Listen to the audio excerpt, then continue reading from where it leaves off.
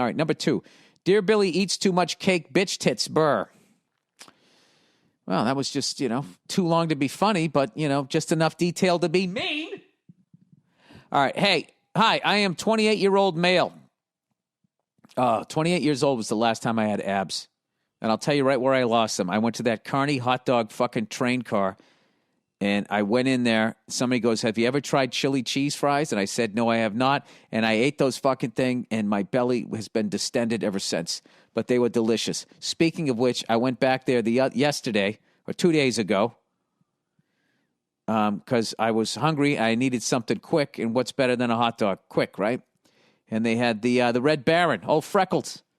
Old fire engine Red Freckles got the Red Baron. Was absolutely delicious. I got one. It was perfect. And shout out to them. All right. Anyway. Hi, I'm a 28-year-old male, and I have a what I should have said story. A few years back, I worked with a girl, and because of the laws of proximity and horniness, we started dating. Both our jobs conveniently started ending at the same time, so we were both looking for jobs at a similar time as well. I found a job pretty quickly while she went through interviews. Finally, after a few months, she found a pretty awesome job, and they hired her. Good for her, right? Well, little did I know she would turn into a total cunt, because power and psychopaths mix like coke and booze. Did she meet a new guy at the job, I'm guessing? Well, we traded stories about our new job, and she constantly one-upped me. She even would brag about how she was making more money right to my face. Oh, God. There we go. That's a great one. This is what feminists would say. Well, you should be strong enough. You should be strong. It's like, well, if a guy was making more money than you and he threw it in your face, would you enjoy that? That's different. Why is that, hairy leg fucking person? Because it happened to me. All right, one day as the relationship was ending and I was finding self-respect again, we were riding in the car and she was being cunty as usual. She blurted out, I always tell my coworkers that if they ever need me, my door is always open now. Now, at the time, I didn't really respond because I still wanted to bang her, but this made me lose it on the inside. Literally, as soon as she got out of the car and was out of earshot, I said to myself, well, bitch, you work in a fucking cubicle, so you don't have much of a choice. It was just the last straw in a series of ridiculous bragging from her. Anyway, I think about that at least once a month. I kind of want to call her just to say it, but fuck it. Water under the bridge, I guess. Yeah, dude, it is. That, and you had a great line, too.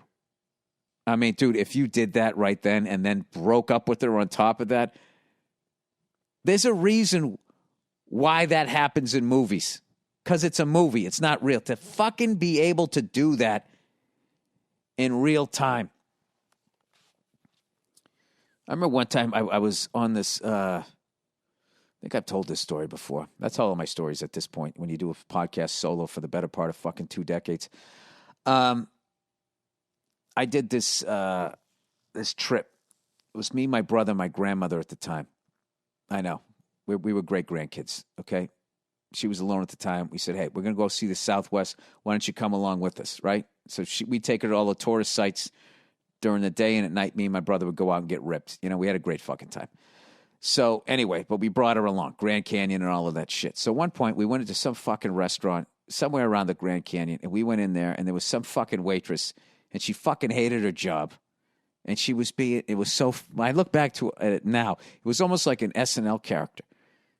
And she was just going like, she was like, can I help you? Would you like anything to drink?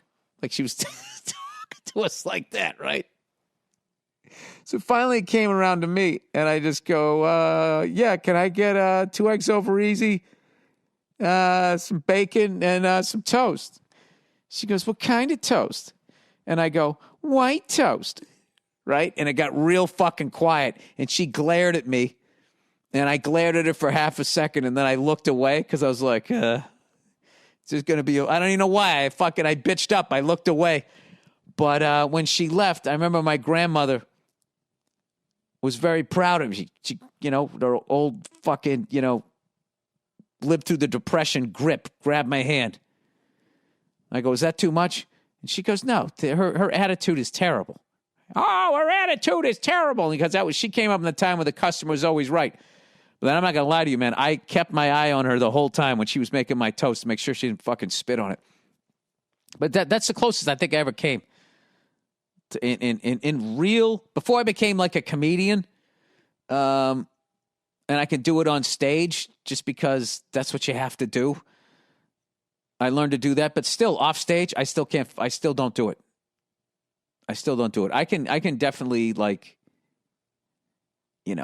do a tirade of F-bombs, and then make whatever the other person just did pale in comparison to whatever the fuck I just said. I'm not talking about not being able to. I've done that. Because of this time, I can't even say what the fuck I said. But this guy, I'm going to tell this story at some point. I'm just going to tell this story. But I have to tell it to someone who's gay. What I said to this guy in a crosswalk that I almost ran over because I didn't see him, and I tried to apologize to him, and he wouldn't have it. Whatever. I'll tell that story someday.